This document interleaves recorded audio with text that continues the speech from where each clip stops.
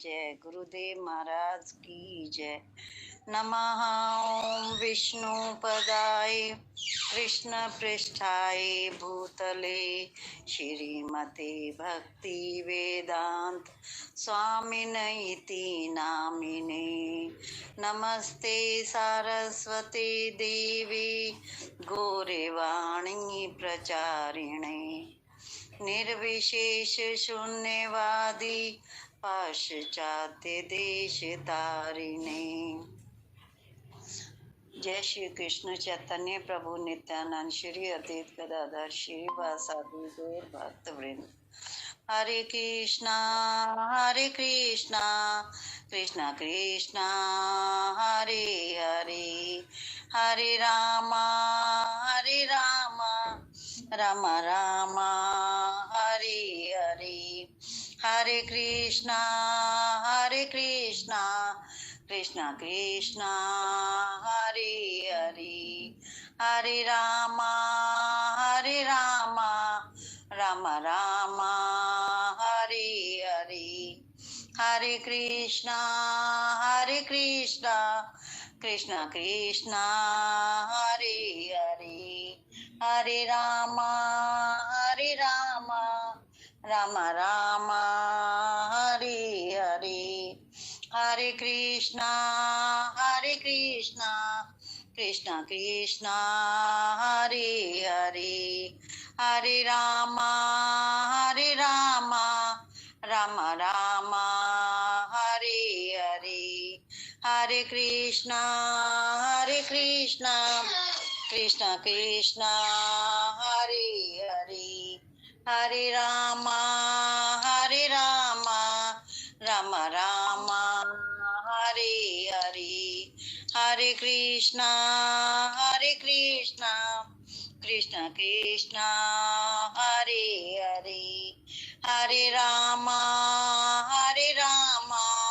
राम राम हरे हरे, हरे कृष्णा कृष्णा कृष्णा हरे हरे, हरे राम राम राम हरे हरे, हरे कृष्णा कृष्णा कृष्णा हरे हरे, हरे राम राम राम हरे हरे, हरे कृष्णा कृष्णा कृष्णा हरे हरे, हरे राम राम राम हरे हरे, हरे कृष्णा कृष्णा कृष्णा हरे हरे, हरे राम राम राम हरे हरे, हरे कृष्णा कृष्णा कृष्णा हरे हरे, हरे राम राम राम हरे हरे, हरे कृष्णा कृष्णा कृष्णा हरे हरे, हरे राम राम राम हरे हरे, हरे कृष्णा कृष्णा कृष्णा हरे हरे, हरे राम राम राम हरे हरे, हरे कृष्णा कृष्णा कृष्णा हरे हरे, हरे राम राम राम हरे हरे, हरे कृष्णा कृष्णा कृष्णा हरे हरे, हरे राम राम राम हरे हरे, हरे कृष्णा कृष्णा कृष्णा हरे रामा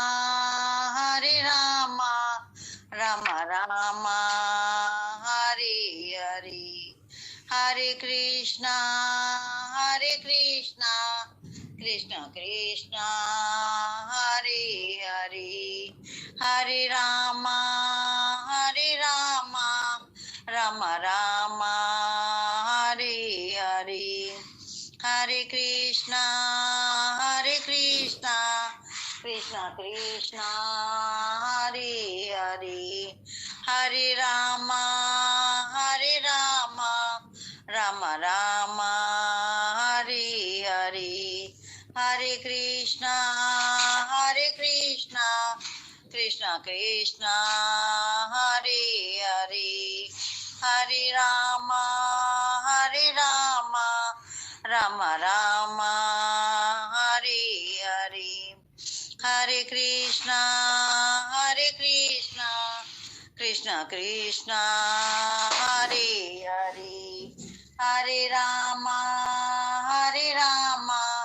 राम राम हरे हरे, हरे कृष्णा कृष्ण कृष्ण हरे हरे, हरे रामा राम राम हरे हरे, हरे कृष्णा कृष्ण कृष्ण हरे हरे, हरे रामा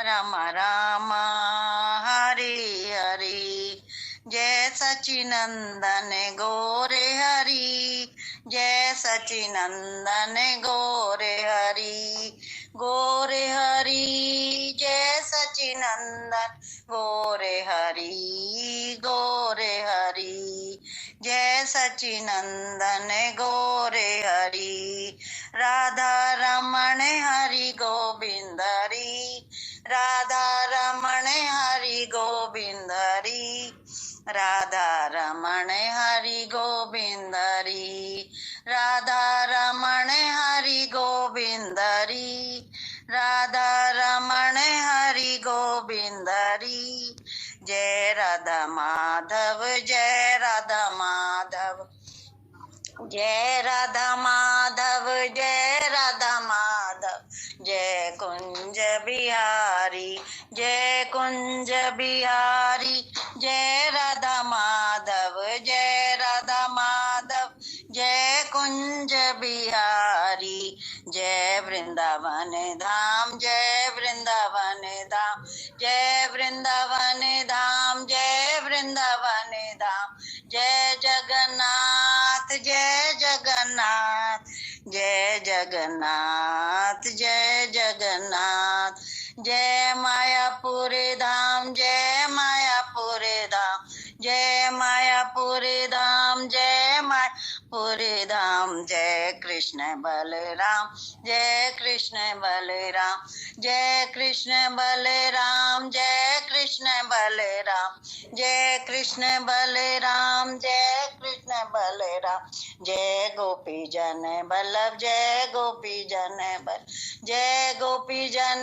बल्लभ जय गोपी जन बल, जय गोपी जन बल्लभ जय गोपी जन बल, जय प्रभुपाद जय प्रभुपाद, प्रभुपाद प्रभुपाद, जय प्रभुपाद जय प्रभुपाद, जय गुरुदेव जय गुरुदेव, जय गुरुदेव जय गुरुदेव, जय गुरुदेव, ओम नमो भगवते वासुदेवाय, ओम नमो भगवते वासुदेवाय, ओम नमो भगवते वासुदेवाय, ओम नमो भगवते वासुदेवाय, ओम नमो भगवते वासुदेवाय, जय गुरुदेव जय गुरुदेव, जय गुरुदेव जय गुरुदेव,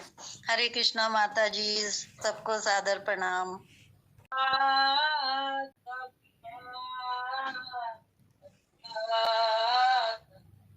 जय जय गुरुदेव गुरुदेव गुरुदेव। निताई गौर हरि बोल हरि बोल हरि बोल गौर हरि बोल। निताई गौर प्रेमानंदे हरि हरि बोल। हरे की किस किस को भजन आ गया? किस किसने गाया? किस किसने बुक खोल ली?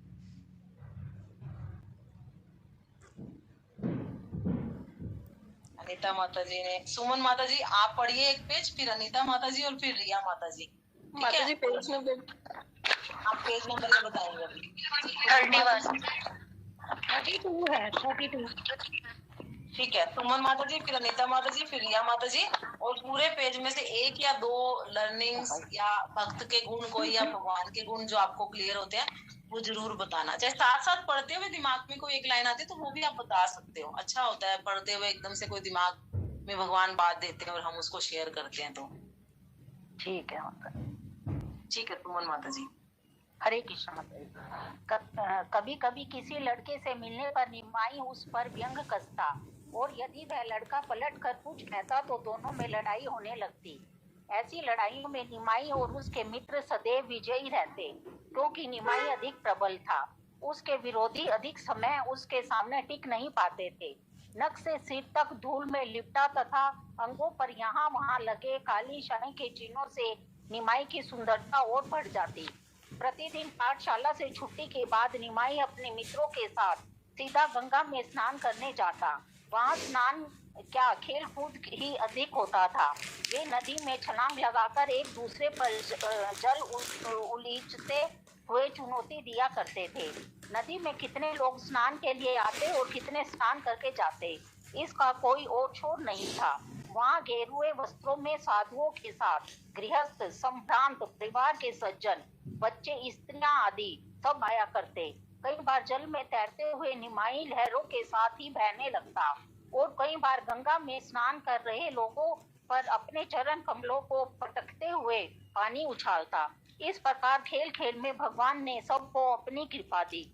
अनेक लोगों ने निमाई को ये शरारतें बंद करने की चेतावनी दी, परंतु निमाई तो मानो चिकना घड़ा बन गया था और कुशल तैराक होने के कारण जाकर भी कोई उसे पकड़ नहीं पाता था।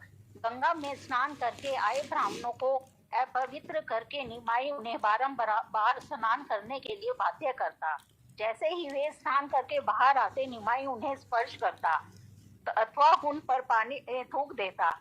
एक दिन जब वे ब्राह्मण निमाई को पकड़ने अथवा धमकाने में असमर्थ रहे तो सब मिलकर जगन्नाथ मिश्र के पास पहुंच गए। एक ब्राह्मण ने कहा, मिश्र जी जरा मेरी बात सुनो, मैं तुम्हारे शरारती लाडले की शिकायत करने आया हूँ। हम गंगा जी पर स्नान करने जाते हैं परंतु यह हमें चैन से स्नान नहीं करने देता। हरे कृष्ण माता जी। इसमें माता जी यही बताया कि भाई मुझे यही समझ आया कि भाई भगवान बहुत शरारतें करते थे। भाई किसी के ऊपर पानी डालते वो ब्राह्मणों को, उनको मतलब भाई तंग कर रहे हैं, जैसे वो भाई उनके ऊपर पानी थूक देते उनको, मतलब ये आनंद ही है एक तरह का, भाई आनंद दे रहे हैं वो अपने भक्तों को सबको। इसमें ये भी दिया हो ना, इस प्रकार खेल खेल में भगवान ने सबको अपनी कृपा दी, मतलब सब पे अपनी कृपा बरसा रहे हैं वो एक तरह से। हरे कृष्ण। हरि बोल। तो भगवान कौन से रस में आदान प्रदान कर रहे हैं यहाँ पर? प्रेम रस, सखा रस, साख्य रस। साख्य रस में ब्राह्मणों की धोती तो नहीं खींच रहे? वात्सल्य रस। यस, वात्सल्य रस। हरि बोल। तो वात्सल्य रस में भगवान कर रहे हैं ये सब चीजें। सखा भाव में भी कर रहे हैं, शरारतें करते हैं दो अपने इक्वल बच्चों के साथ, और बड़ों के साथ भी अटकेलियां कर रहे हैं। क्योंकि अगर सखा आएंगे तो अलग तरीके से शिकायत करेंगे, लेकिन वो जगन्नाथ मिश्र से बड़े बड़े पंडित आके शिकायत कर रहे हैं ना। तो भगवान, जैसे हमारे घर में हमारा बच्चा बहुत नोटी होता है और बहुत तंग करता है तो हमें उसका आनंद भी होता है और हम परेशान भी होते हैं और फिर शिकायत भी करते हैं। और अगर बच्चा बिल्कुल ही नोटी ना हो, कुछ भी ना करे, तो फिर भी हम परेशान हो जाते हैं कि बच्चा सीरियस है, मतलब एक्टिव नहीं है कह लो, नोटी नहीं है। तो होता है ऐसा या नहीं? और कोई बात किसी के माइंड में आई हो ये पेज सुनकर? ठीक है, आगे बढ़े फिर। जी रिया माता जी। हरे कृष्ण माता जी। जी माता जी, इससे ये भी समझ आया कि जैसे इस समय प्रभुपाद जी हमारे ऊपर कृपा करना चाह रहे हैं, लेकिन हम मतलब निर्बुद्धि, निकम्मे, हमें समझ नहीं आ रहा, कोशिश तो कर रहे हैं लेकिन उतनी कृपा प्राप्त हो नहीं रही हमें जिस रास्ते पे हम चल रहे हैं। वैसे भगवान भी कृपा कर रहे हैं उनके ऊपर, जल वो मतलब शरारते करके, लेकिन उन्हें उस कृपा का अनुभव नहीं हो रहा, इसीलिए वो जाके उनकी शिकायत करने जा रहे हैं। हरे कृष्ण माता जी। बहुत बहुत सुंदर अनुभूति है आपकी कि प्रभुपाद भी हम पर इस तरह दयालु होकर इतनी कृपा दे रहे हैं, बट हाँ हम इसके योग्य नहीं हैं तो उसका पूरा स्वादन नहीं कर पाते हैं।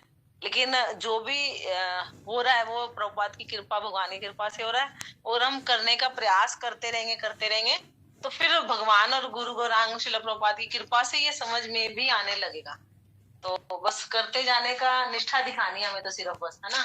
एक बच्चा सिर्फ उठ के चलने का प्रयास करता रहे, माँ अपने आप उसको सिखा देगी, चला देगी, सब कुछ करा देगी। तो उसको तो, बच्चे को तो अपनी सिर्फ निष्ठा दिखानी होती है, दिखाना होता है कि हाँ मैं स्ट्रॉन्ग डिजायर कर रहा हूँ ये करने की, है ना। ठीक है, नेक्स्ट पेज पढ़िए फटाफट। नेक्स्ट हरे कृष्णा। श्लोक जय। एक दूसरे व्यक्ति ने शिकायत की, तुम्हारा पुत्र हमारे ऊपर पानी उछालकर हमारे ध्यान में विघ्न डालता है, और फिर वह कहता है तुम किस पर ध्यान कर रहे हो? कलयुग में मैं ही भगवान नारायण का अवतार हूँ। हर व्यक्ति अलग शिकायत लाया था। एक व्यक्ति ने कहा, निमाई ने मेरा शिवलिंग चुरा लिया। दूसरे ने कहा, तुम्हारा बेटा मेरे कपड़े लेकर भाग गया। एक अन्य ने शिकायत की कि मैं भगवान विष्णु की पूजा के लिए सुंदर फूल, दुर्व घास, चंदन और आसन लाया था। जब मैं स्नान कर रहा था तो निमाई भगवान विष्णु के आसन पर बैठ गया और सारा भोग स्वयं खाकर बाकी सामग्री फेंक दी। और फिर कहता है, तुम दुखी क्यों हो? जिस भगवान की तुम पूजा करना चाहते थे उसने स्वयं तुम्हारे भोग को खा लिया। वहां जुटे अन्य ब्राह्मणों को भी बहुत कुछ कहना था। एक ब्राह्मण ने कहा, मैं गंगा जी में खड़ा होकर गायत्री मंत्र का जाप कर रहा था कि ना जाने ये नमाई पानी के नीचे से कैसे आया और मेरी टांग खींचने लगा, मेरा संतुलन बिगड़ गया। एक और ब्राह्मण ने कहा, ये प्रतिदिन मेरे कपड़े और फूल चुरा लेता है। दूसरे ब्राह्मण ने कहा, इसने मेरी भगवत गीता चुरा ली। दुखी स्वर में एक अन्य ब्राह्मण ने कहा, मेरा पुत्र अभी बहुत छोटा है। निमाई उसके कानों में पानी डालकर उसे बुरी तरह रुलाता है। पीछे से एक और आवाज आई, तुम्हारा बेटा चुपके से मेरे पीछे आता है और मेरे कंधों पर चढ़कर जोर से मैं महेश हूँ चिल्लाता हुआ नदी में छलांग मारता है। एक और व्यक्ति ने शिकायत की कि निमाई पूजा के मेरे आसन पर बैठकर सारा भोग खा लेता है और फिर भगवान विष्णु की पूजा करने लगता है तो भी गंगा में स्नान करके बाहर निकलता है। ये उस पर मिट्टी फेंकता है। इतना ही नहीं, कई बार तो ये कुछ ऐसा करता है कि हम लज्जित हो जाते हैं। ये नदी में स्नान कर रहे स्त्री पुरुषों के कपड़ों को मिला देता है और जब वे बाहर आकर अपने कपड़े पहनने लगते हैं तो वे खिन्न हो जाता है। हरे कृष्णा।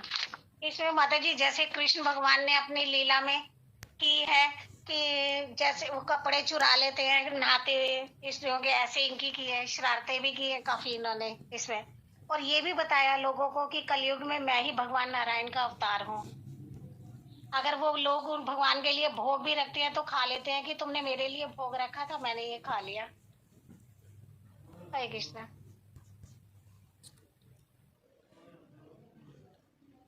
हरि बोल, हरि बोल। बहुत सुंदर। तो बहुत सुंदर आपकी ये अंडरस्टैंडिंग की भगवान कृष्ण ने जैसे बचपन में नटखट लीलाएं करी, ऐसे ही निमाई कर रहे हैं। हम देखते कि शिकायत लेके यशोदा मैया के पास आती हैं और यशोदा मैया कितना करती हैं, है ना। यशोदा मैया के पास शिकायत लाती है, यशोदा मैया परेशान हो रही हैं। तो ऐसे ही यहाँ पे नंद बाबा यशोदा मैया कौन है? सची माता और जगन्नाथ मिश्र, है ना। तो वो परेशान भी हो जाते होंगे। तो जैसे भौतिक संसार में एक स्ट्रगल है, वैसा ऐसा नहीं है कि हम आध्यात्मिकता में स्ट्रगल नहीं होंगे। हालांकि ये कोई स्ट्रगल नहीं है, देखने में हमें भारी दृष्टि से लग रहा है क्योंकि भगवान तो आनंद देने और लेने हैं, है ना।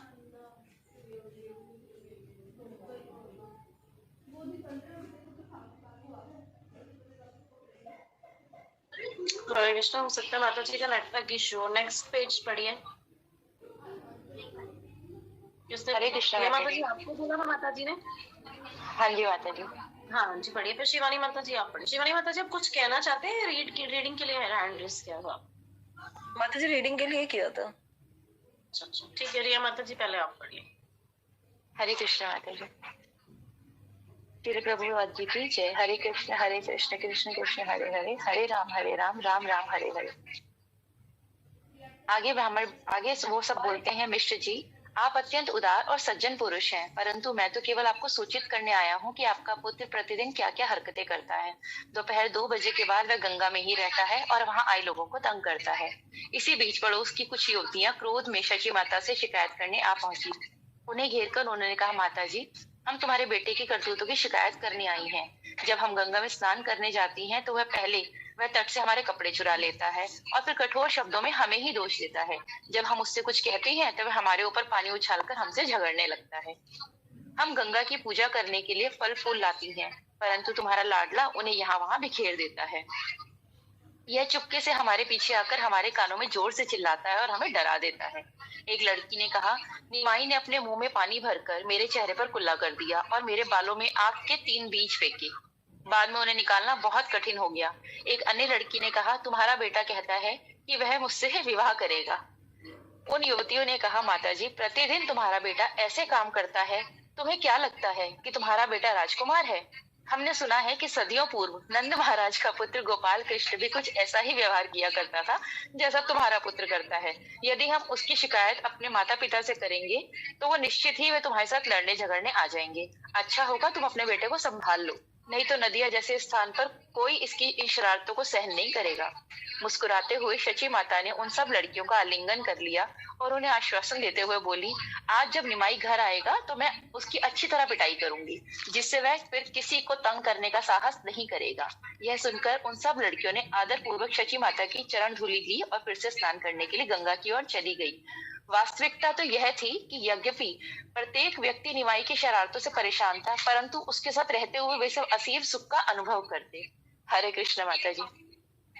माता जी इसमें ये समझ आता है मुझे कि जैसे हमें कोई छोटी मोटी परेशानियां आती रहती हैं, तो वो भी हमारे ऊपर प्रभु की कृपा ही होती है, क्योंकि जैसे प्रभु यहाँ पर छोटी छोटी परेशानियां दे रहे हैं उनको, लेकिन उसमें भी उनको बाद में सुख का अनुभव तो हो ही रहा है। वो ठीक है, उनकी शिकायत करने जरूर गई है, लेकिन वो किसी ना किसी तरीके से, चाहे उनकी शरारतों के माध्यम से, चाहे उनकी शिकायत करने जाने के माध्यम से, वो उनसे कनेक्ट रहना चाहते हैं। और भक्तों का यही गुण होना चाहिए। हमें भी अपनी छोटी परेशानियों में या किसी भी जीवन की किसी भी परेशानी में यही समझना चाहिए कि ईश्वर हमारे साथ हैं, इसीलिए उन बड़ी परेशानियों को छोटी परेशानियों में बदल के हमारे जीवन को आगे चलाने में हमारी मदद कर रहे हैं। हरे कृष्ण माता जी। हरि बोल, हरि बोल। बहुत सुंदर। तो बिल्कुल इसी प्रकार से हमें सोचना चाहिए कि छोटी हो चाहे बड़ी परेशानी है तो वो कौन सी होती है, भौतिक होती है कि आध्यात्मिक होती है? पहले तो हमें ये देखना है। तो परेशानी कौन सी होती है हमारी? भौतिक होती है माता जी। हाँ, तो भौतिक परेशानी तो परेशानी है ही नहीं। क्यों भौतिक परेशानी क्यों नहीं है?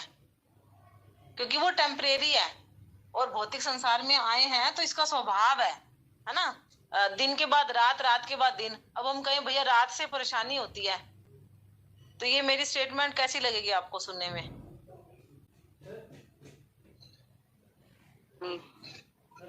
मैं कहूँ कि सर्दी के बाद गर्मी, गर्मी के बाद सर्दी, कहूँ हाय सर्दी, हाय सर्दी, हाय सर्दी, पूरी सर्दी में ऐसे हर साल रोती रहूं, खिलसती रहूं, कैसा लगेगा आपको? अजीब लगेगा माता जी। क्या सर्दी तो आनी है, ये तो माता जी निश्चित ही है। तो हाँ, तो उसके लिए आप अपना प्रिकॉशंस कर लो। जिस तरीके से भी आप उसको सहन कर सको उसके हिसाब से अपनी कुछ एडजस्टमेंट करो।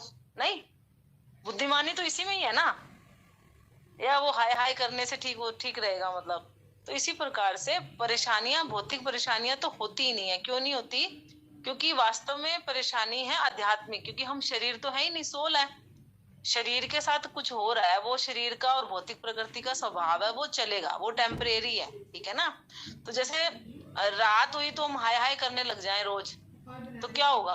सही नहीं रहेगा ना, बच्चा बुद्धि लगेगी या नहीं? तो ऐसे ही जब हम सोल लेवल की बात कर रहे हैं तो शरीर लेवल पे जो परेशानियां हैं, जो टेम्परेरी दुख सुख आ रहे हैं, मान अपमान आ रहा है, हानि लाभ हो रहा है, वो सब टेम्परेरी है, प्लस सपने की तरह है। अब भागवतम में क्यों बताया इसको सपने की तरह? अब सपने में आप ना खुद को मरता हुआ देख रहे हो, भय आ रहा है, चिंता हो रही है, दुखी हो रहे हो, और जैसे ही सपना खुल जाता है उसके बाद क्या होता है? चैन की सांस लेते हैं, है ना? तो ऐसे ही हम भौतिक संसार में टेम्परेरी शरीरों में घूम रहे हैं। तो एज अ सोल लेवल देखें तो सोल तो शाश्वत है ना? और अगर हम भक्ति करके धाम चले जाएं तो वहां पे दिव्य शरीर मिलेगा जिसमें जन्म मृत्यु बुढ़ापा बीमारी नहीं है, जिसमें ये 3 तरह के ताप भी नहीं सताएंगे। जो कल 3 तरह के ताप हमने चर्चा की थी ना, कि दूसरे जीवों के द्वारा, भौतिक प्रकृति के द्वारा और अपने मन के द्वारा, ये 3 ताप भी हमें नहीं सताएंगे। जन्म मृत्यु बुढ़ापा और बीमारी भी नहीं है। अब सोच के देखो कि कोई ऐसा जीवन जहाँ पे जन्म मृत्यु बुढ़ापा बीमारी नहीं है, दूसरे जीवों के द्वारा, भौतिक प्रकृति के द्वारा और अपने मन के द्वारा कोई क्लेश नहीं है। क्या क्या आ रहा है समझने में? क्या क्या सोच पा रहे हो बताओ? फास्ट। ऐसी जगह तो भगवान का धाम ही है। नहीं, धाम तो है, वो कैसा लगेगा? अच्छा लग रहा है, नहीं लग रहा सोच के? अच्छा लगेगा, सोचने में अच्छा है तो। हाँ, तो अभी तो हम उसे कल्पना नहीं कर सकते, 0.001% भी नहीं समझ सकते उस चीज को, और उसको जिए और हमेशा ही रहे वो आनंद। तो बात ही क्या है ना, अभी यहाँ पर हमारे जो संबंधी है ना, उनसे हमें अलग होना है, ये हमें पता है। और ऐसा कोई संबंध हमें मिले कि सारे संबंधों के बदले आपको एक संबंध दिया जा रहा है जो ऑलवेज रहेगा, ऐसा जो हमेशा सुख दुख में साथ रहेगा, ऐसा जो हमें हमेशा समझता है, ऐसा जो हमेशा हमारी सारी प्रॉब्लम का सोल्यूशन उनके पास है। कौन कौन है जो ऐसा संबंध नहीं बनाना चाहेंगे?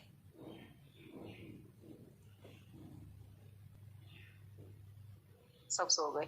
बनाना चाहेंगे माता जी, सब बनाना चाहेंगे माता जी। अब बनाना चाहो ना बनाना चाहो, बनाओगे तो देखो प्रॉफिट में रहोगे, नहीं बनाओगे तो किसका लॉस है? कि बाकी दुख तो चलने हैं और वो तो आएंगे। माता जी हमारा ही लगा। हाँ, अब हमारा लॉस है माता। बिल्ली सामने बैठी है, चूहा आंख बंद कर ले, समस्या का हल निकल जाएगा। क्या होगा? तो हम तो ऐसे ही बैठे हैं आंख बंद करके बस। तो चीजें तो छूटेंगी ना, चाहे ना चाहे, कितना भी पकड़ के रखने की कोशिश कर लो। दांत जाने तो जाएंगे, बाल जाने तो जाएंगे, आंखें जाने तो जाएंगी, शरीर में बुढ़ापा आएगा तो आएगा, बीमारी तो आएगी। तो हम कितना भी कोशिश कर लें, जो आना है वो आएगा, जो होना है वो होगा। कितना भी सुख को बढ़ाने का प्रयास कर लो, जब सुख जाने का समय होगा तो वो चला ही जाएगा ना।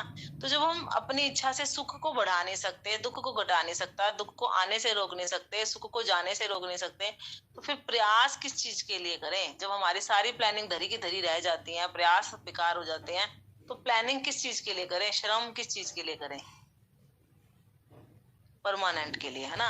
तो टेम्परेरी शरीर के साथ जो भौतिक चीजें हैं वो चलेंगी।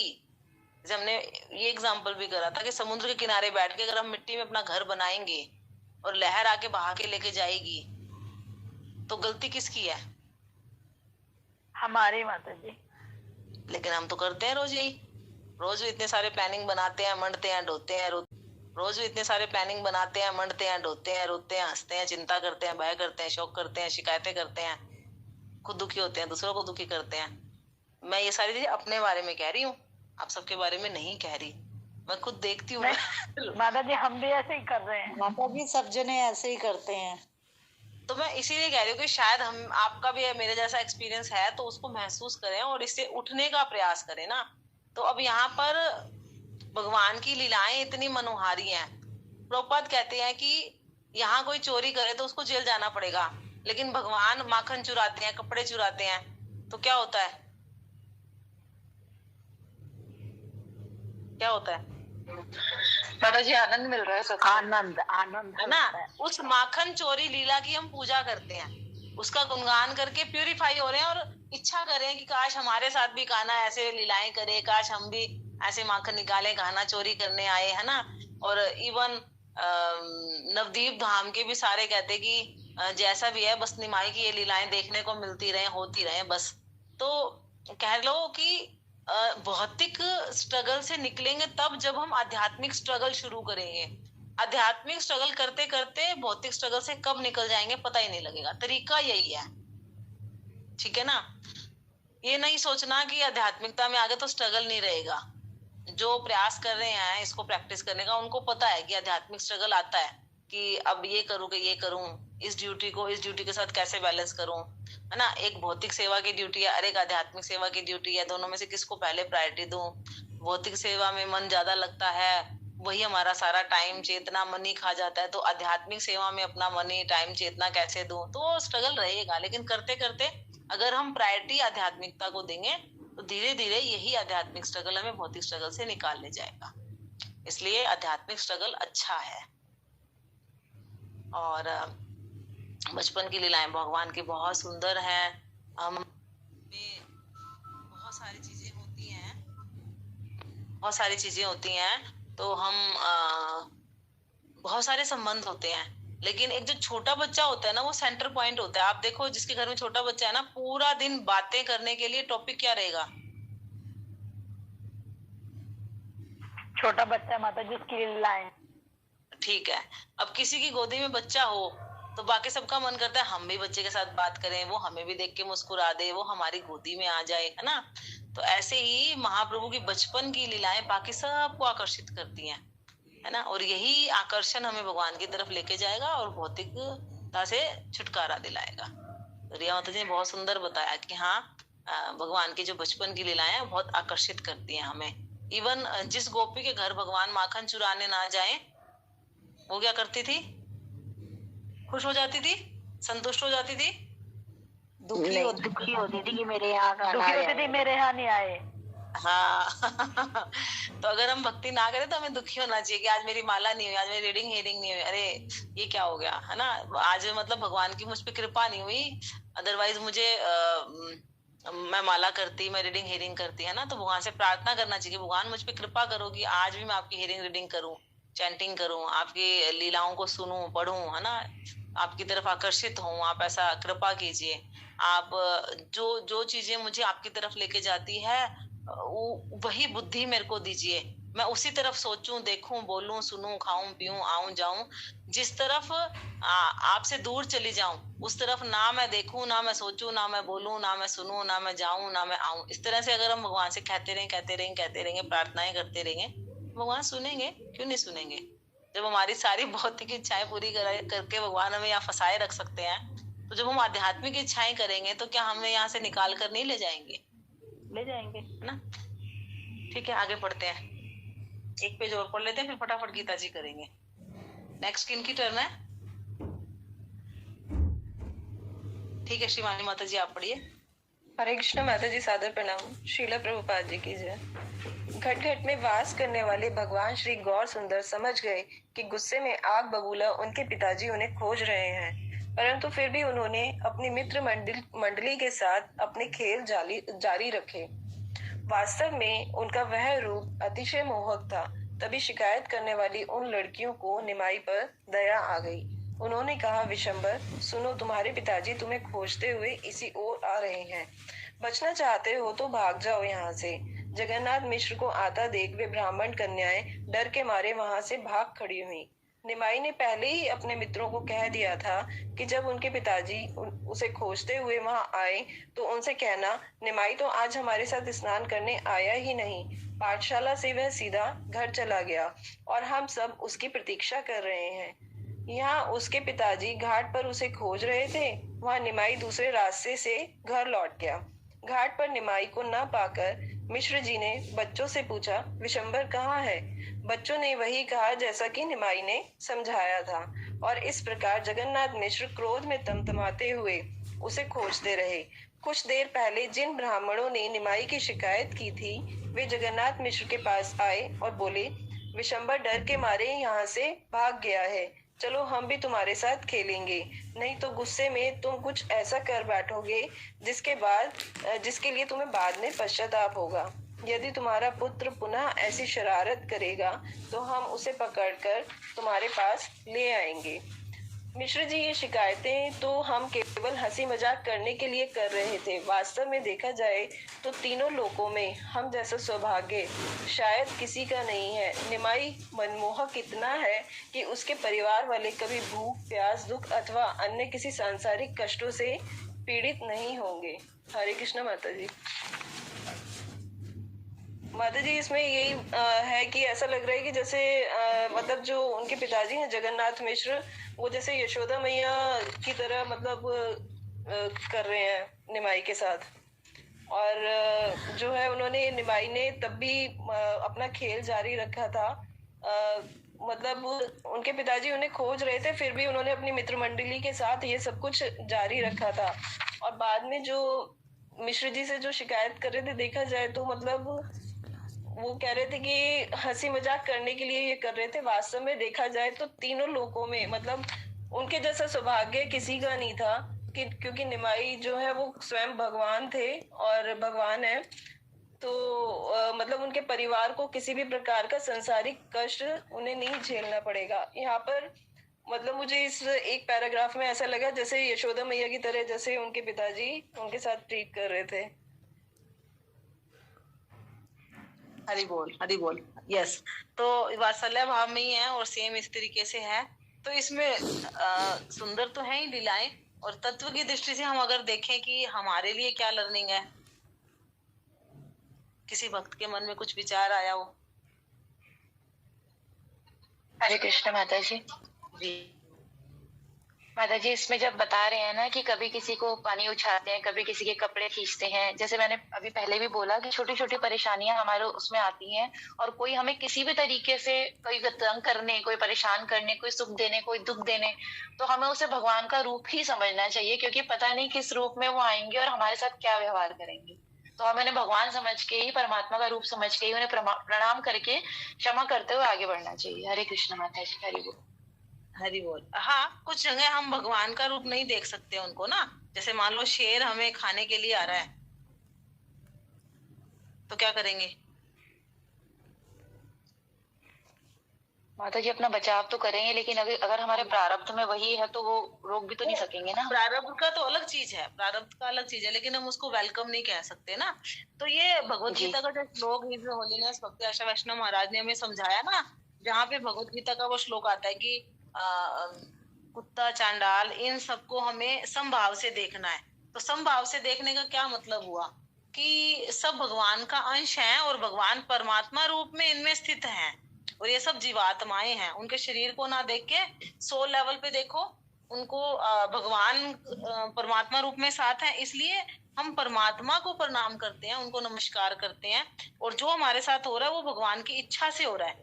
हाँ, ये सोचकर हम आगे बढ़ सकते हैं। अगर मान लो कोई व्यक्ति कुछ हमारे साथ गलत कर रहा है या गलत बोल रहा है या हमें परेशान कर रहा है, तो अगर हम ये देखें कि परम कारण तो भगवान की इच्छा है कि वो भगवान की सहमति से कर रहा है, तो फिर हमें ये देखना चाहिए कि अच्छा अब ये भगवान की इच्छा से हो रहा है, तो मुझे क्या क्या रिएक्शन करना चाहिए कि भगवान प्रसन्न हो। Getting the point? जैसे हमने पहले भी चर्चा की थी कि अगर घर में दो बच्चे लड़ाई कर रहे हैं, है ना, तो माँ को पता होता है और माँ चुपचाप देखती है कि कौन कितना गलत कर रहा है और कौन उसको सही रिस्पॉन्स दे रहा है, कौन माँ की खुशी देखकर दूसरे को गलत बात से उत्तर नहीं दे रहा। और माँ समझती है कि एक बच्चा मेरा समझदार है और मेरी खुशी के लिए वो जवाब नहीं दे रहा, मेरी खुशी के लिए वो बदले में मार नहीं रहा, उसको पीट नहीं रहा या बदला नहीं ले रहा, तो माँ को कैसा लगेगा? अच्छा लगेगा, गर्व का अनुभव होगा अपनी परवरिश में।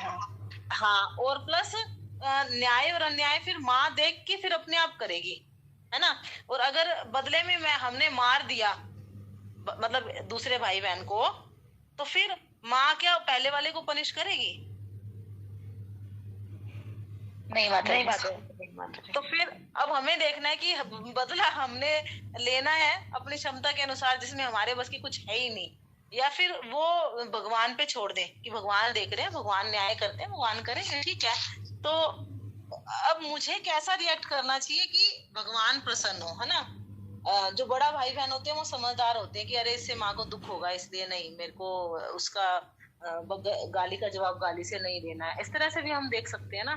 तो मेन चीज क्या है, जैसे अभी रिया माता जी ने बताई कि परेशानियों में हमें टिट फॉर टैट नहीं करना, क्षमा करने का स्वभाव बनाना है।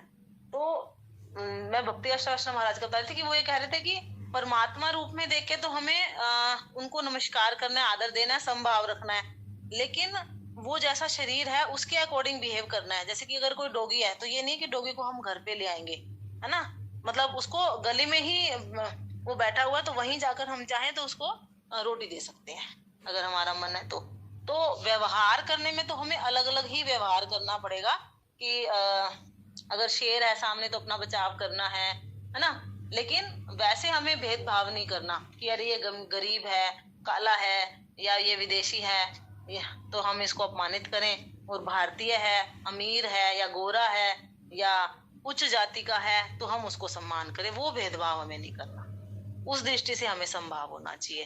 तो यहाँ पर ये जो लाइन आई कि निमाई के दर्शन करने से उनके परिवार में क्या क्या चीजें नहीं है। शिवानी माता जी क्या लाइन थी, वो लाइन दोबारा पढ़िए। माता जी भूख प्यास निमाई इतना मनमोहक है कि उसके परिवार वाले कभी भूख प्यास दुख अथवा अन्य किसी संसारिक कष्टों से पीड़ित नहीं होंगे। हाँ, तो अब हम में से कौन कौन भूख प्यास और ये संसार के कष्ट से पीड़ित नहीं होना चाहता? सभी चाहेंगे। तो फिर उस इच्छा के लिए हमें क्या करना होगा? निमाई के परिवार का बनना होगा।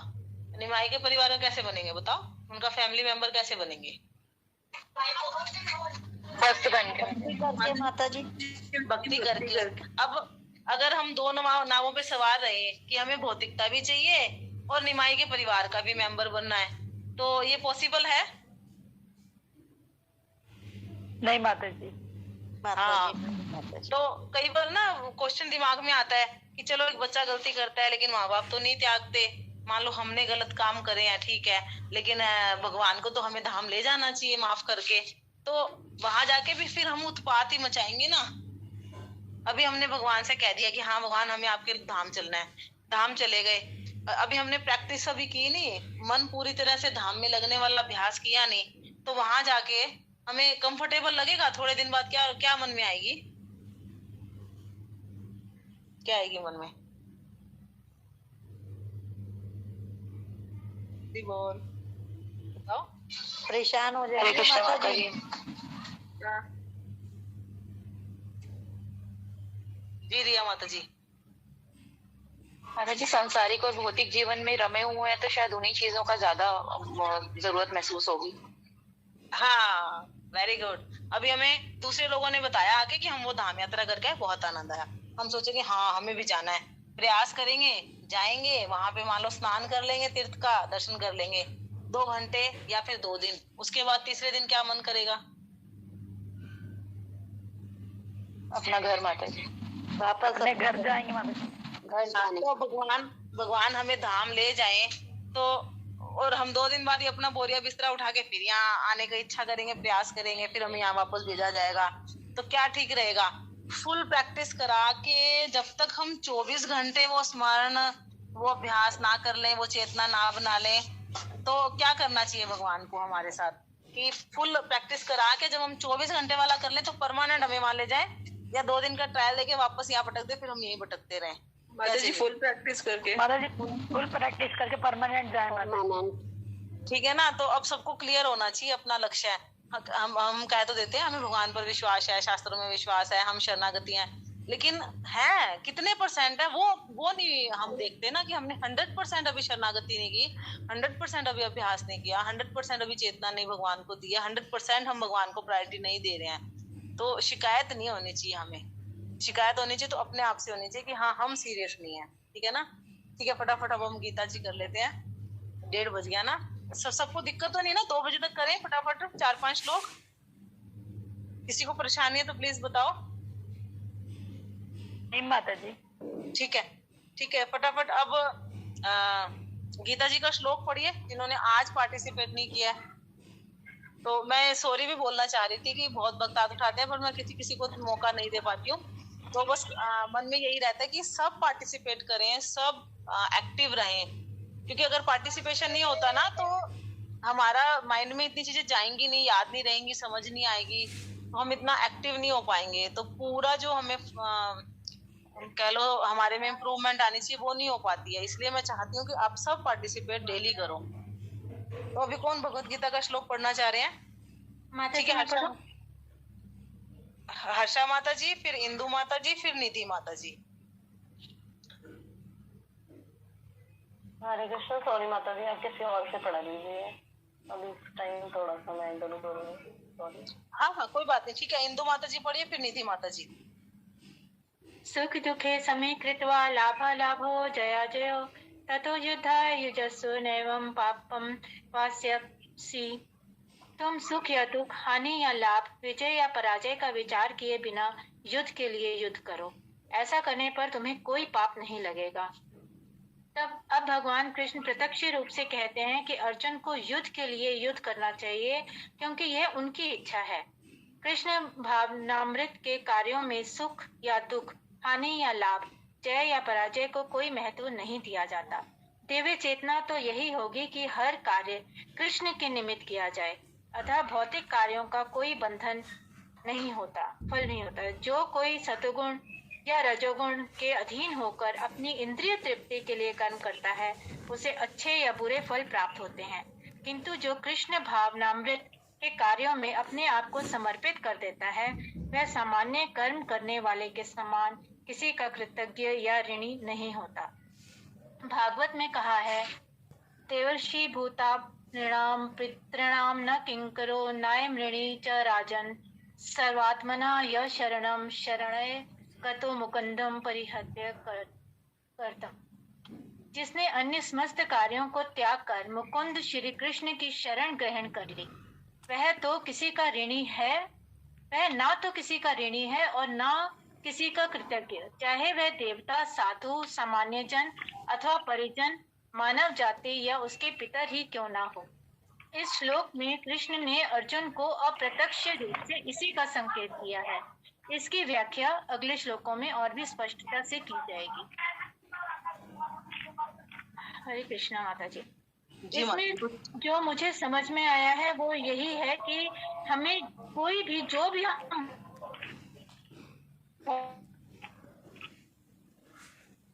कृष्ण को ही समर्पित हो, किसी भी तरह से। वो हम ये ना कहें कि ये हम कर रहे हैं, जो भी कर रहे हैं वो हम भगवान की इच्छा अनुसार ही कर रहे हैं। और ये कह रहे हैं कि अर्जुन को बोल रहे हैं कि अर्जुन तुम युद्ध के लिए युद्ध करो, तुम अपना कर्म करो। हरे कृष्णा माता जी। हाँ जी। तो 37 में भगवान ने जो कहा कि आप युद्ध करोगे तो आपका दोनों तरीके से लाभ है ना। गुड्डी माता जी साइलेंट करो, माइक म्यूट करो। हाँ थैंक यू। और 38 में भगवान क्या कह रहे हैं, उससे एक स्टेप आगे बढ़ा रहे हैं। जैसे हमने बात की थी ना कि बच्चे को शुरू में हम लालच देते हैं कि तुम ये काम करोगे तो तुम्हें ये मिलेगा। फिर नेक्स्ट स्टेप क्या होता है, क्या कहते हैं बच्चे को कि तुम्हारा ये कर्तव्य है कि तुम ये काम करो, तो कर्तव्य बुद्धि से ये काम करो। इस पे प्रोग्रेस में ला रहे हैं भगवान। ये पॉइंट क्लियर हो रहा है ना। शुरू में हम हो सकता है कि स्कूल किसी लालच में चले जाएं, थोड़े दिनों बाद हमें पता लगता है कि इसमें मेरा भला है और मेरी ये ड्यूटी है, तो फिर हम अपना कर्तव्य समझकर वो रोज जाने लग जाते हैं, है ना।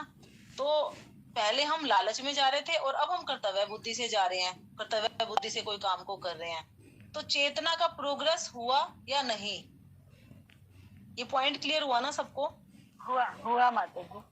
ये क्यों समझना जरूरी है, क्योंकि रूटीन में हम जो भी काम किसी फल की इच्छा से कर रहे हैं तो हम सोचेंगे कि अरे ये काम तो मैं इस फल की इच्छा से कर रहा हूँ, ये काम मैं इस फल की इच्छा से कर रहा हूँ, तो ये जो फलों में आसक्ति है ये मुझे यहाँ बांध के रख रही है और जन्म मृत्यु के साइकिल में तो मैं लगा ही रहूंगा। तो फिर निकलूंगा कैसे? जब मैं ये कर्म कर्तव्य बुद्धि से करूंगा, जब मैं ये कर्म बिना फल की इच्छा के करूंगा।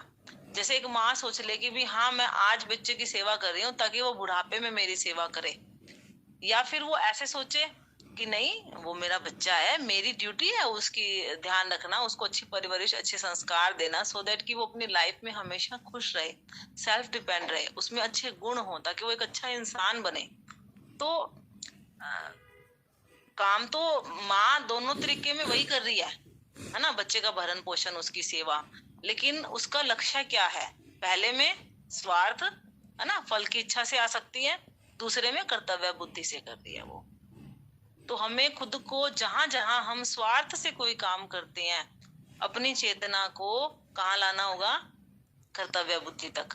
काम वही कर रहे थे वही करना है, ऐसा नहीं है कि भक्ति कर रहे हैं तो अब खाना बनाना छोड़ देंगे, जॉब करना छोड़ देंगे, बच्चों को पालना छोड़ देंगे, है ना, आना जाना छोड़ देंगे और लोगों से संबंध तोड़ लेंगे। नहीं, काम वही करने हैं, लेकिन पहले चेतना अलग थी, अब चेतना अलग हो जाएगी। पहले जो हमारा लक्ष्य था वो स्वार्थी था, अभी हमारा लक्ष्य है कर्तव्य बुद्धि। कर्तव्य बुद्धि आगे भगवान भगवत गीता के 17वें अध्याय में बता रहे हैं कि जब हम फल की इच्छा से कोई काम करते हैं तो रजोगुण होता है, लेकिन जब हम कर्तव्य बुद्धि से कार्य करते हैं तो कौन सा गुण होता है? कौन सा गुण होता है? सतोगुण। Very good. और भक्ति करने के लिए आप सोच के देखो कि तमोगुण व्यक्ति जल्दी आकर्षित होगा या रजोगुणी जल्दी होगा या सतोगुणी जल्दी होगा आकर्षित? सतोगुणी। यस, तो हमें सतोगुण में आना होगा। सतोगुण में आने के लिए हमें क्या करना होगा? हर कार्य को किस चेतना से करना होगा? प्रभु को निमित्त करके। प्रभु को निमित्त करके, तो सतोगुण से ऊपर उठना है। वेरी गुड, वो हमारा और ऊपर का लक्ष्य है।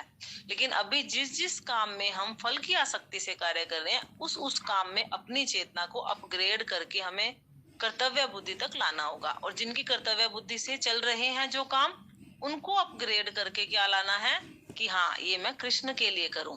कृष्ण के लिए नहीं कर सकता तो जो कर रहा हूँ उसका थोड़ा सा फल भगवान को अर्पित कर दूं। अब कई लोग तो कमाते ही इसीलिए हैं कि हाँ, हमें गुरु और भगवान की सेवा करनी है। प्रभुपाद क्या करते थे? प्रभुपाद के शिष्य पूछते थे कि प्रभुपाद, मुझे गृहस्थी करने के ब्रह्मचर्य रहना है, मुझे जॉब करनी है या 24 घंटे इस्कॉन को ज्वाइन करना है।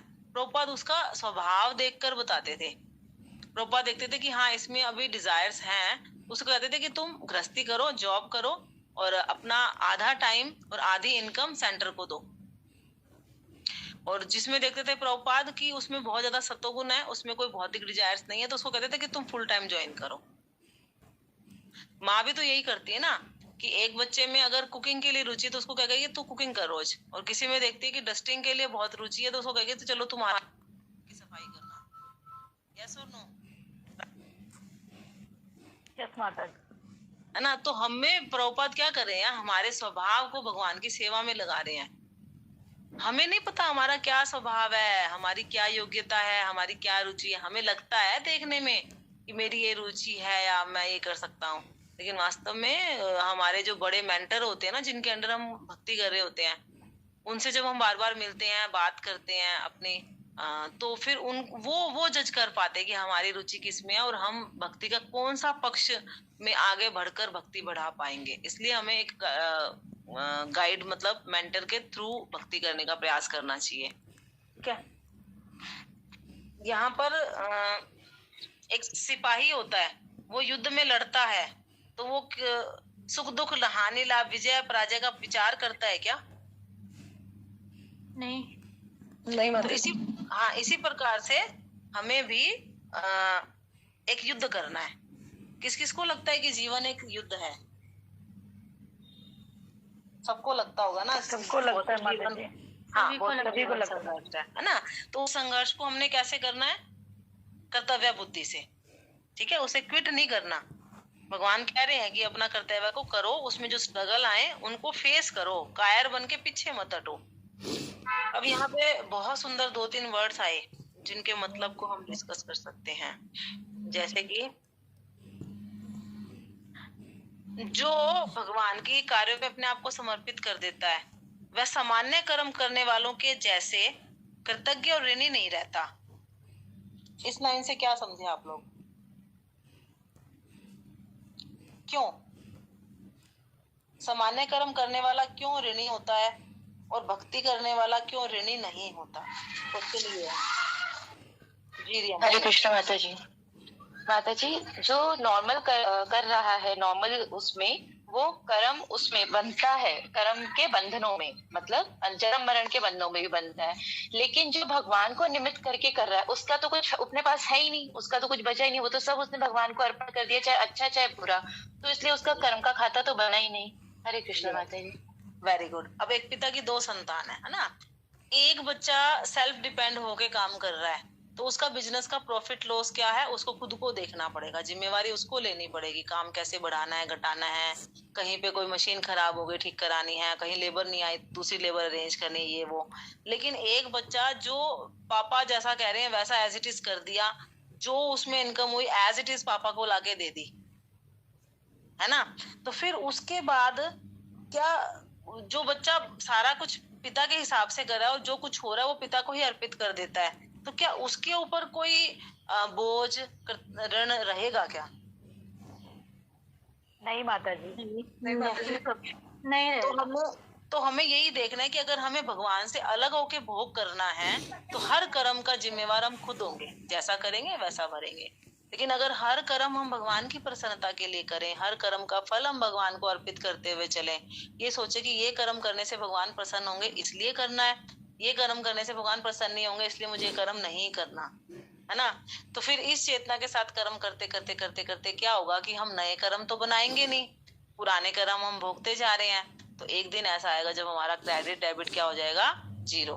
तो जिस दिन हमारे कर्मों का खाता खत्म, इधर से भौतिक इच्छाएं खत्म और इधर से भगवान की सेवा करने का डिजायर जो है फुल स्ट्रॉन्ग हो गया, पक्का हो गया, 24 घंटे हम भगवान की सेवा की ही कोशिश कर रहे हैं, तो फिर धाम जाना पक्का, है ना। इसलिए यहाँ पर बताया कि जो सामान्य कर्म करता है वो कृतज्ञ नहीं होता, वो कर्मों के बंधन बनाता है और यहीं पे फंसा रहता है। लेकिन जो आध्यात्मिक स्ट्रगल करता है वो भौतिक स्ट्रगल से निकल जाता है। फिर एक लाइन और ये थी कि जिसने भगवान की शरण ग्रहण कर ली वो देवता, साधु, सामान्य व्यक्तियों, मानव जाति और पितरों के लिए ऋणी और कृतज्ञ नहीं रहता। कैसे? जी सुवन गुरांगी माता जी। जी रिया माता जी।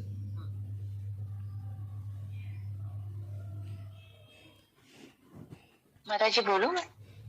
जी माता जी, भागवत में भगवान श्री कृष्ण कहते हैं कि ये जो सभी देवता हैं, जैसे हम उसमें ये बताया गया है कि जैसे हम सारे शरीर के अंगों को चलाने के लिए सारे शरीर के अंगों को खाना नहीं देते हैं, हम सिर्फ मुंह में खाना डालते हैं और वो सारे शरीर के अंगों को जाता है, उसी से सारा शरीर चलता है।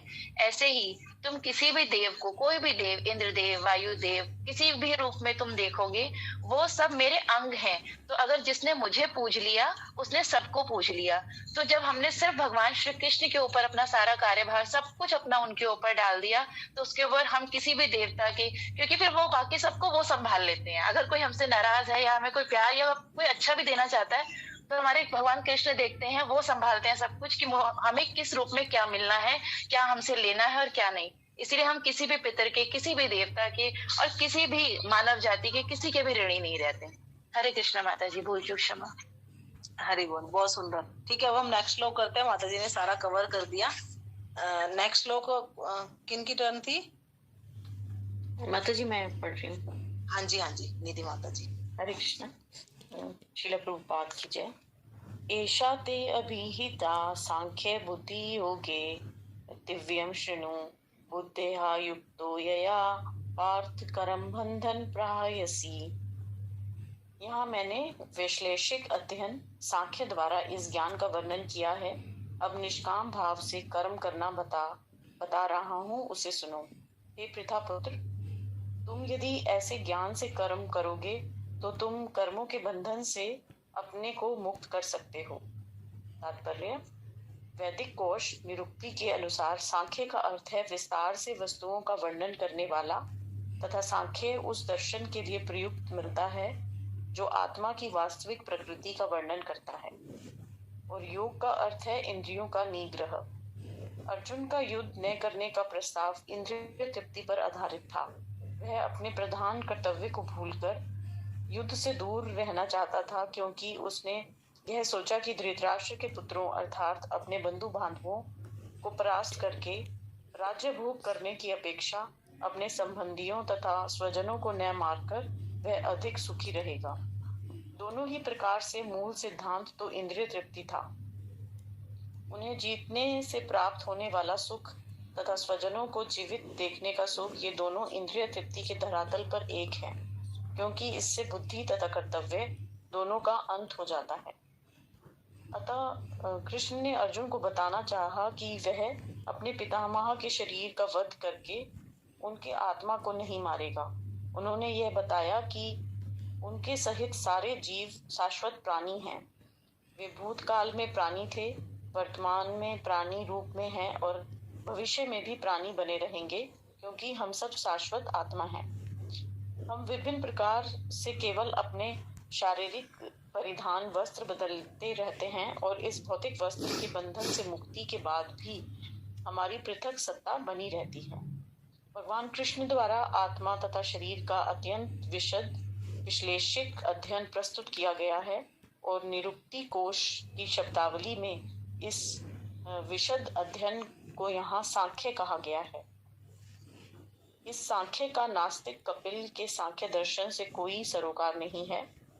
इस नास्तिक कपिल के सांख्य दर्शन से बहुत पहले भगवान कृष्ण के अवतार भगवान कपिल ने अपने माता देवहूति के समक्ष श्रीमद् भागवत में वास्तविक सांख्य दर्शन पर प्रवचन किया था। उन्होंने स्पष्ट बताया है कि पुरुष या परमेश्वर क्रियाशील हैं और वे प्रकृति पर दृष्टिपात करके सृष्टि की उत्पत्ति करते हैं। इसको वेदों ने तथा गीता ने स्वीकार किया है। वेदों में वर्णन मिलता है कि भगवान ने प्रकृति पर दृष्टिपात किया और उसमें आणविक जीवात्माएं प्रविष्ट कर दी। ये सारे जीव भौतिक जगत में इंद्रिय तृप्ति के लिए कर्म करते रहते हैं और माया के वशीभूत होकर अपने को भोक्ता मानते रहते हैं। इस मानसिकता की चरम सीमा भगवान के साथ सायुज्य प्राप्त करना है।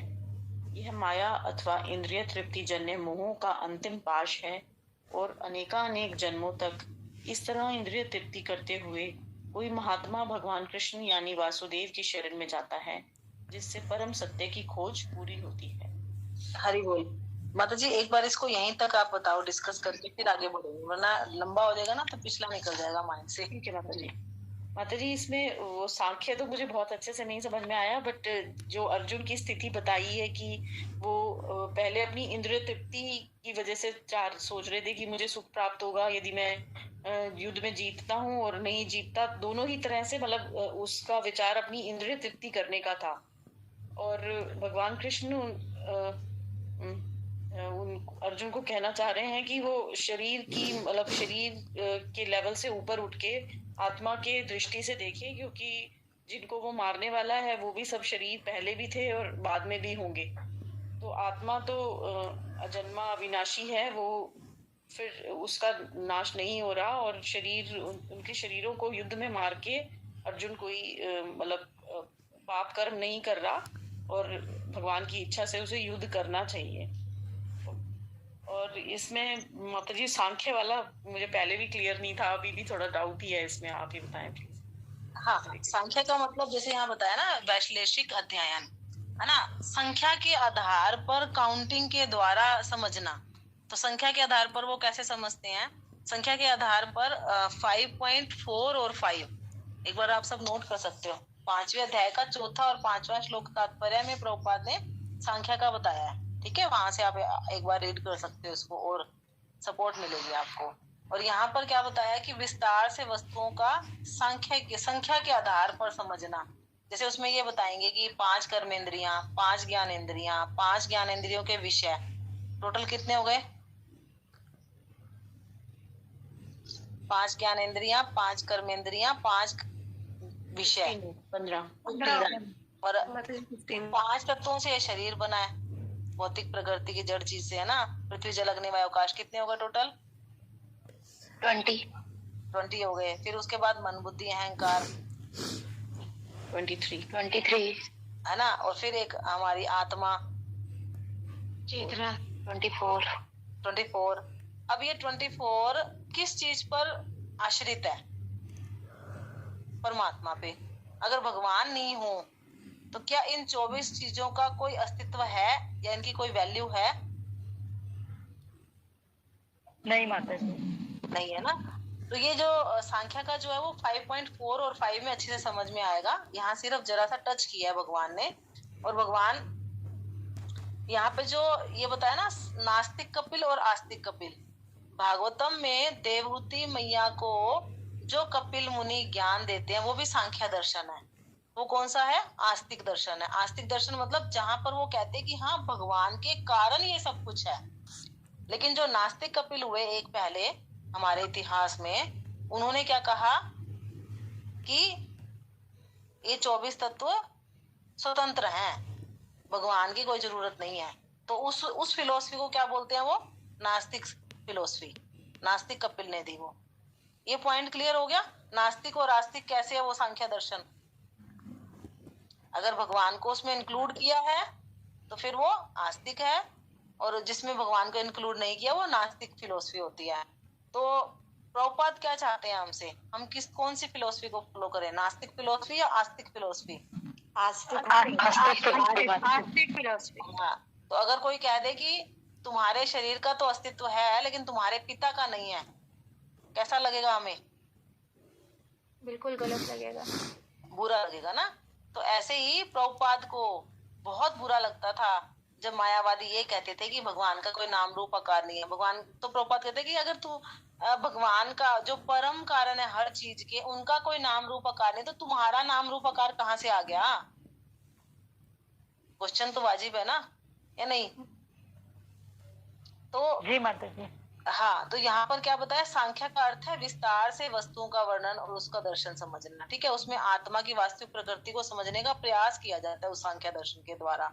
और योग का अर्थ क्या बताया इन्होंने? इंद्रियों का निग्रह, मतलब सेंसेस को कंट्रोल करना। अब अर्जुन युद्ध नहीं करना चाहता, क्यों? इसमें उनकी क्या इंद्रिय तृप्ति है? हरे कृष्ण माता जी। माता जी, अपने परिवार को वो देखेंगे अपनी निगाहों से तो उनको सुख मिलेगा। मतलब मेरा परिवार सुरक्षित है, मैंने उनको कष्ट नहीं दिया, वो सुख में है। ये ये इंद्रिय तृप्ति है। तो ये क्या? स्वार्थ का विस्तार है। अगर देखो, जो दुर्योधन है वो अपनी सेंस ग्रेटिस्फेक्शन के लिए युद्ध कर रहा है, तो वो स्वार्थ ज्यादा बड़ा है। अर्जुन भी स्वार्थी है, लेकिन अर्जुन का स्वार्थ खुद के लिए नहीं है, अपने शरीर के संबंधियों के भौतिक शरीर की रक्षा के लिए आसक्ति है। तो ये भी क्या है? सेंस ग्रेटिस्फेक्शन।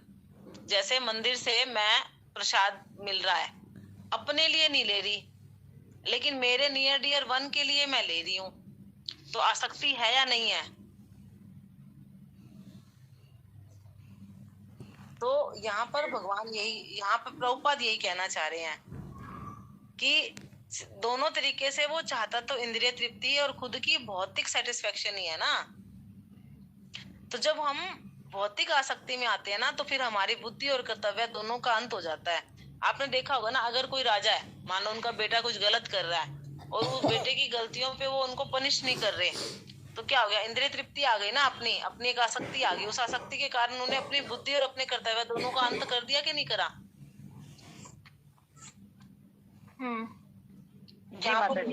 यही समझाया जाता है।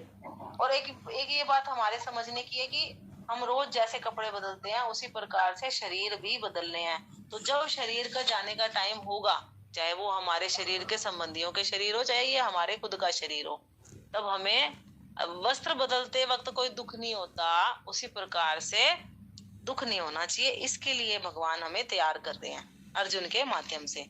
अब बताओ, जो अब तक पढ़ा उसमें कोई ऐसी लाइन जो किसी को नहीं क्लियर हुई हो?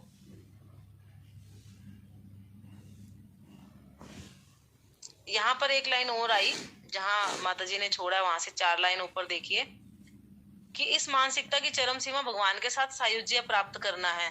इसका क्या मतलब समझेंगे हम? माता जी, भगवान का सानिध्य नहीं, सायुज्य का मतलब होता है कि मुक्ति होती है ना, 4 तरह की, है ना? हाँ, मोक्ष, जो मुक्ति सायुज्य मुक्ति होती है कि आत्मा परमात्मा में लीन हो जाएगी, मतलब ब्रह्म ज्योति का ध्यान करना और फिर आत्मा का अस्तित्व खत्म हो जाएगा, शून्य। ये होता है सायुज्य मुक्ति। तो यहाँ पर क्या बता रहे हैं कि हम सारे काम भौतिक जगत में इंद्रिय तृप्ति के लिए करते हैं और माया के वशीभूत होकर खुद को भोक्ता मानते हैं, है ना। और स्वार्थ का चरम सीमा क्या होती है कि इस आत्मा का एग्जिस्टेंस ही खत्म हो जाए, मतलब वो भगवान की सेवा नहीं करना चाहते। अगर हम भगवान की सेवा करना चाहते हैं तो आपको ये ऑप्शन दिया जाए कि आप ब्रह्म ज्योति का ध्यान करो और आपकी आत्मा परमात्मा में लीन हो जाएगी और आत्मा का अस्तित्व खत्म हो जाएगा, आप रेडी होगे? मानोगे उस बात को, एक्सेप्ट करोगे? नहीं माता जी। क्लियर हुआ क्वेश्चन क्या है? नहीं माता जी। क्वेश्चन नहीं क्लियर हुआ? नहीं।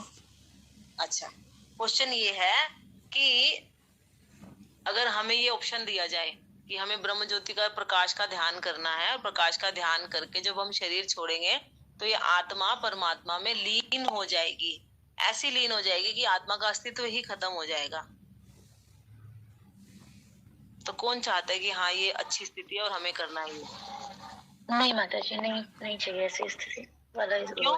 इसमें क्या बुराई है? देखो, जन्म मृत्यु से बच जाएंगे हम, सुख दुख से ऊपर उठ जाएंगे, भौतिक इच्छाएं खत्म हो जाएंगी, यही तो चाहिए, इसी के लिए तो हम सब कुछ कर रहे हैं। क्या माता जी, बुराई? प्रभु भक्ति, प्रभु सेवा सब रह भी तो जाएगा। यस। और जैसे आपने उस दिन बताया था कि ब्रह्मलोक से ऊपर जहाँ भगवान का परम धाम है, जहाँ हमें मतलब उनकी सेवा का मौका मिलेगा, वो तो नहीं मिल पाएगा। यस, तो ब्रह्म ज्योति में क्या है? शांति है। जी सुनीता माता जी। वहाँ निष्क्रिय रहेंगे, करने को कुछ होगा नहीं, फिर एक बार ही होएगा कि हमें कुछ करना है, फिर हम इसी तरह धाम पर आएंगे। हाँ, तो जो कहते हैं ना लीन हो जाएंगे और आत्मा का अस्तित्व खत्म हो जाएगा, ये फिलोसफी ही रॉन्ग है। क्योंकि भगवान भगवत गीता में बहुत जगह कहते हैं कि तुम थे, हो, रहोगे एज अ सोल। तो अगर आत्मा रहेगी तो फिर आत्मा जो परमात्मा में लीन हो गई, ये फिलोसफी गलत हो जाती है या नहीं? तो प्रभुपाद यही कह रहे हैं कि कभी भी ऐसा टाइम नहीं आता कि आत्मा का अस्तित्व खत्म हो जाए, है ना? भगवान ने खुद ही कहा ना कि आत्मा थी, है, रहेगी। भगवान ने कहा ना कि आत्मा को कोई मार नहीं सकता, काट नहीं सकता, आत्मा कभी मरती नहीं। तो बहुत जगह अलग अलग तरीकों से ये सिद्ध हो जाता है कि आत्मा का अस्तित्व कभी भी खत्म नहीं होता। और अगर आत्मा का अस्तित्व रहना है तो फिर हमें शांति चाहिए, या शांति से ऊपर एक आनंद और उत्साह। मतलब मान लो हमारे जीवन में कोई दुख नहीं है, ठीक है, तो ये शांतिमय अवस्था बस ठीक है। या फिर ऐसा कोई संबंधों में इतना प्रेम हो, इसमें एक उत्साह हो, एक आनंद हो। ज्यादा अच्छा स्थिति क्या है, शांति या शांति से ऊपर आनंद और उत्साह? आनंद और उत्साह माता जी।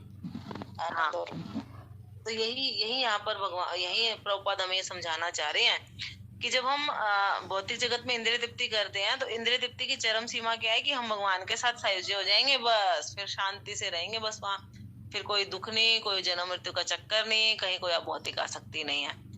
मतलब अभी भी वो खुद कुछ करना नहीं चाहते। खुद कुछ करने का मतलब भगवान की सेवा करके उनको प्रेम, उनकी प्रेममय सेवा करके उनको आनंद नहीं देना चाहते हम, है ना? उस चीज से बचना चाहते हैं ये मायावादी लोग, ये कहते हैं श्रील प्रभुपाद। और क्या कह रहे हैं कि जो लोग ना ये जो ब्रह्म ज्योति का ध्यान करते हैं, ज्ञानी और ध्यानी जो लाइंस हैं, वो क्या होती है कि बहुत जन्मों के बाद अगर इन्हें कोई शुद्ध भक्त मिल जाए, शुद्ध भक्त के संग से अगर ये इच्छा कर ले तो ये भी शुद्ध भक्ति में जा सकते हैं। ये पॉइंट क्लियर हुआ? ज्ञानी और ध्यानी अनेक जन्मों तक अभ्यास करते हैं और फिर अगर उन्हें कोई शुद्ध भक्त मिल जाए तो शुद्ध भक्त के संग से हो सकता है कि इनमें भी भगवान की तरफ जाने की ललक लगे और वो चले जाएं। ठीक है, ये लास्ट लाइन में समझाया उन्होंने। ठीक है निधि माता जी, आप पूरा कीजिए इसको।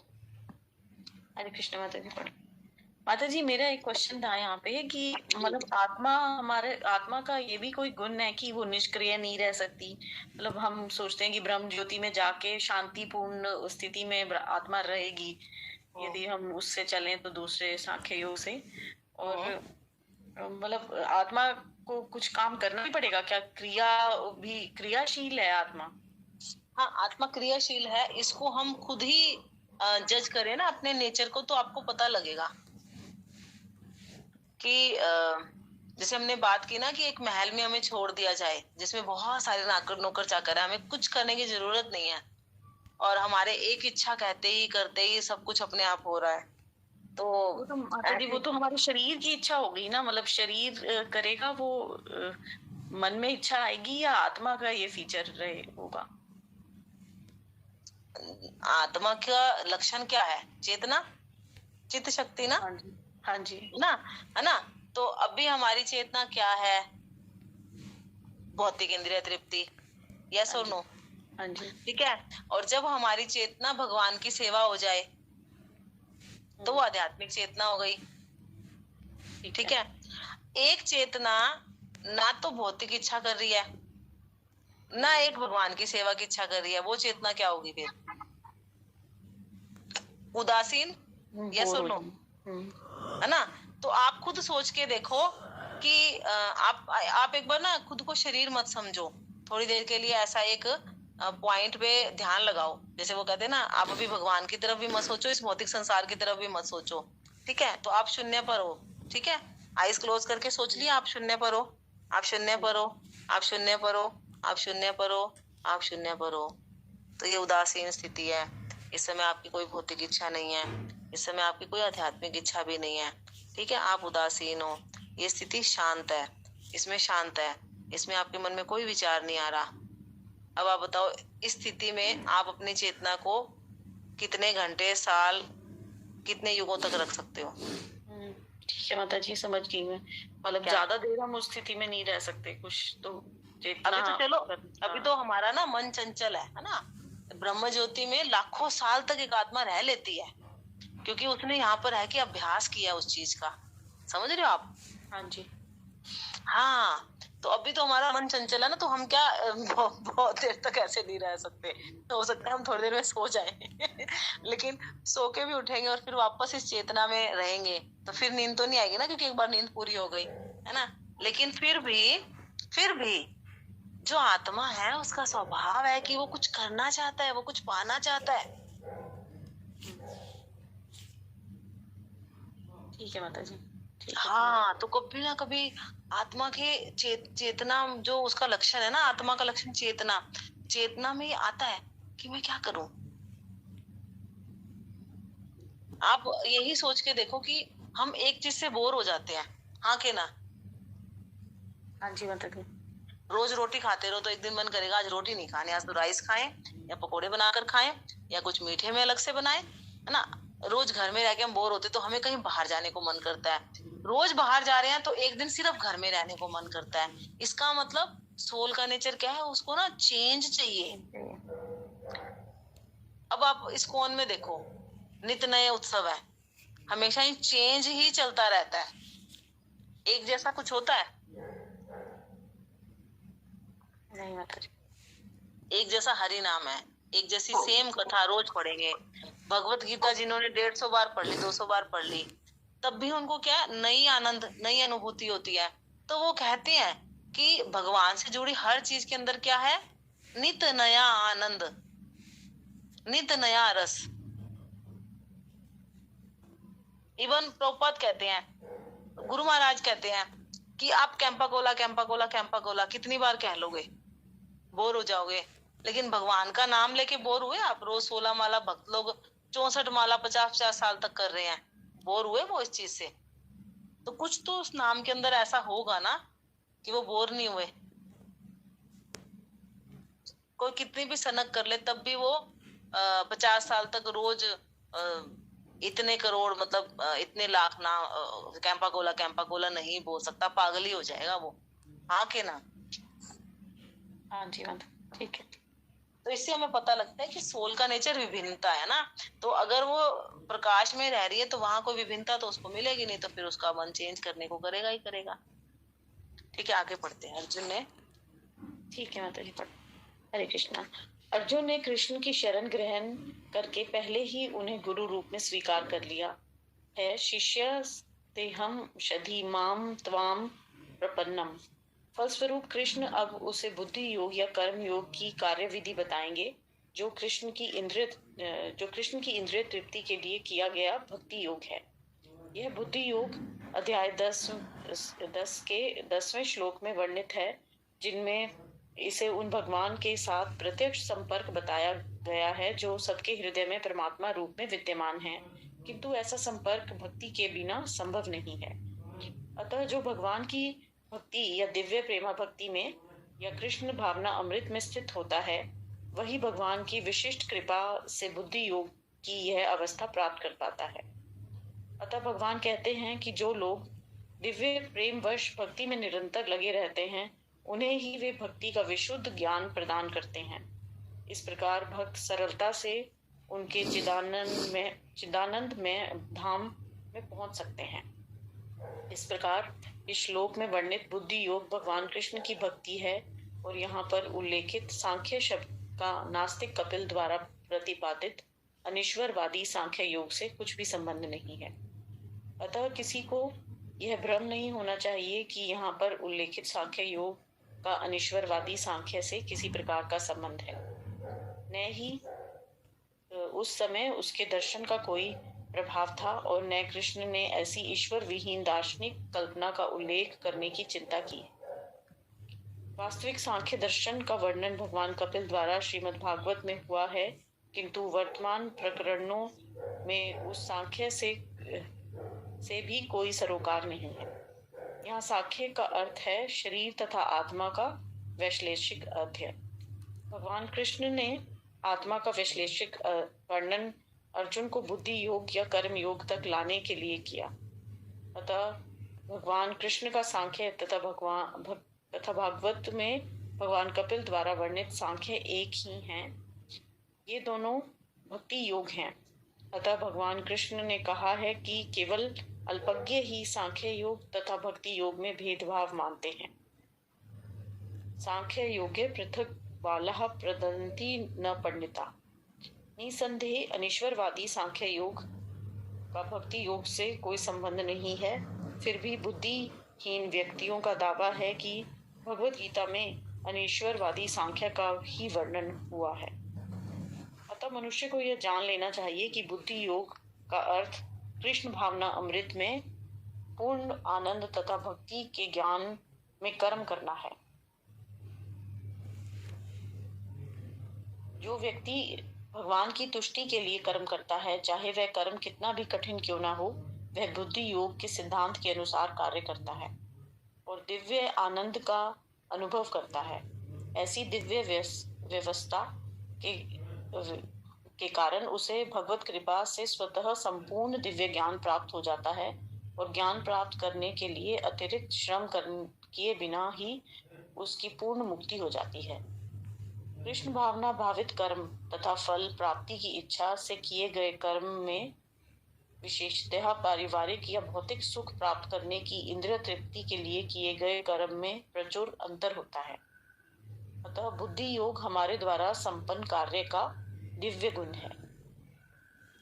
जी तो जी बड़ा टीडियस सा लगा मुझे, तो बहुत अच्छे से नहीं समझ में आया, बट मुझे ऐसा लग रहा है कि वो भी एक दो लाइनें समझ आए। जी भगवान में मतलब कर्म जो करने हैं वो बुद्धि भगवान में रखते हुए जब हम वो अपनी चेतना को भगवान में रख के करेंगे तो वो सब कर्म भगवान को समर्पित हो जाएंगे और मतलब वो कृष्ण भावना भावित कर्म करना है। मतलब अर्जुन को भी भगवान यही समझा रहे हैं कि वो मतलब बुद्धि योग या कर्म योग को अपने मतलब अपने इंद्रिय तृप्ति की इच्छा के लिए नहीं, वो भगवान की खुशी के लिए, उनकी प्रसन्नता के लिए कर्म करेगा तो वो बुद्धि भगवान में रखते हुए भगवान की प्रसन्नता के लिए कर्म कर रहा है तो वो उनका दिव्य कर्म हो जाएगा। हाँ, जो युद्ध है, युद्ध होकर भी वो भक्ति हो जाएगा। बाहरी दृष्टि से देखने में लगता है कि कोई युद्ध कृष्ण भक्ति है, नहीं लगता ना। लेकिन अभी जब आप श्रीला प्रभुपाद को समझ रहे हो तो आपको क्या लगता है, जो अगर अर्जुन भगवान की प्रसन्नता के लिए युद्ध कर रहा है ना, कर्म फल की इच्छा से नहीं कर रहा, फिर निष्काम भाव से भी नहीं कर रहा, इच्छा से कर रहा है, पर वो इच्छा क्या है, कृष्ण की प्रसन्नता। तो कृष्ण की प्रसन्नता के लिए जब वो युद्ध कर रहा है तो फिर वो पाप पुण्य से ऊपर उठ गया है, सतोगुण से भी ऊपर उठ गया है, तो फिर वो क्या कर रहा है, भक्ति योग कर रहा है ना। वही भगवान हमें कह रहे हैं कि अपने सारे कर्तव्यों को करो, लेकिन किस चेतना के साथ, कृष्ण की प्रसन्नता के लिए, है ना। तो यहाँ पर एक तो ये लाइन आई, ऐसे तो देखो हर लाइन का बहुत गहरे सार है ना, सुबह से रात तक हम इसको चर्चा कर सकते हैं। तो अभी टाइम हमारे पास फिनिश हो गया है। यहाँ क्या बता रहे हैं कि भगवान के साथ प्रत्यक्ष संपर्क है ये बुद्धि योग, मतलब अपनी बुद्धि को भगवान से जोड़ के सब कुछ देखना, सोचना, सुनना, बोलना, करना, ये है बुद्धि योग, भक्ति योग, है ना। तो भक्ति योग के द्वारा ही हम भगवान के प्रत्यक्ष संपर्क में रहते हैं। और भगवान से प्रत्यक्ष संपर्क भक्ति के बिना संभव नहीं है। ये पॉइंट क्लियर है सबको, या किसी को डाउट है इस बात में? है ना, क्लियर है ना कि भगवान से संपर्क भक्ति के साथ हो सकता है, बिना भक्ति के हम भगवान से संपर्क नहीं बना सकते, उनसे संबंध नहीं बना सकते।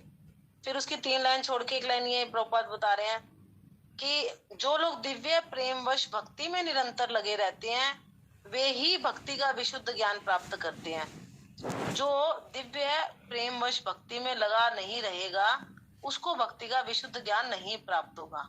ये लाइन क्लियर है सबको? क्यों? ठीक है, इस लाइन में किसी को डाउट तो नहीं है? आगे बढ़े हम। तो जो भक्त है वो हमेशा प्रेम के साथ भगवान की भक्ति में लगा रहता है, इस वजह से वो भगवान के धाम कैसे पहुंच जाता है? सरलता से। और फिर अनीश्वरवादी सांख्य योग का मतलब समझ आ गया, जिसके अंदर भगवान को इंक्लूड नहीं किया गया। ठीक है, सांख्य और भक्ति योग दोनों भगवान कह रहे हैं एक ही बात है, दोनों के द्वारा भगवान की प्राप्ति होती है। अल्पज्ञ इसमें भेदभाव मानते हैं। अल्पज्ञ मतलब कम बुद्धि। अल्पज्ञ के नीचे आप लिख सकते हो एक बार, शुरू में मुझे अल्पज्ञ का मतलब समझने में कई साल लग गए थे। अल्पज्ञ का मतलब कम बुद्धि वाले लोग। तो कम बुद्धि वाले लोग सांख्य योग भक्ति योग में अंतर करते हैं, अदरवाइज ये दोनों एक ही हैं। ठीक है, और ये लाइन बहुत सुंदर प्रभुपाद ने बताई कि मनुष्य को जान लेना चाहिए बुद्धि योग का क्या अर्थ है। कृष्ण भावनामृत में पूर्ण आनंद और भक्ति के ज्ञान के साथ कर्म करना। तो कर्म तो हमें करने हैं लेकिन भक्ति के ज्ञान के साथ करने हैं, और अगर भक्ति के ज्ञान के साथ कर्म करेंगे तो काम करते हुए हमें आनंद आएगा। अभी हम जितने भी भौतिक काम करते हैं, काम करते हुए कितनी मेहनत होती है, हमें कोई आनंद आता है? परेशान होते रहते हैं। लेकिन जब भगवान की सेवा के काम करते हैं उसमें जो भी कठिनाइयां आती है, उन कठिनाइयों में भी एक अलग आनंद आ रहा होता है। आप करके देखिए भगवान की सेवा 2 घंटे 4 घंटे पूरा दिन, आपको पता लगेगा कि भगवान की सेवा करने से थकावट होती है ना। उस दिन खाना नहीं खाया, नींद कम ली, लेकिन फिर भी अंदर एक अलग सा ही आनंद आ रहा होता है। और फिर क्या कह रहे हैं? अतिरिक्त श्रम किए बिना ही उसकी पूर्ण मुक्ति हो जाती है और उसको भगवत कृपा से स्वतः ही संपूर्ण दिव्य ज्ञान प्राप्त होता जाता है। तो जो भगवान की सेवा में निरंतर लगे रहने का अभ्यास कई साल तक करते हैं, है ना, तो उसके बाद उनको आनंद आने लग जाता है।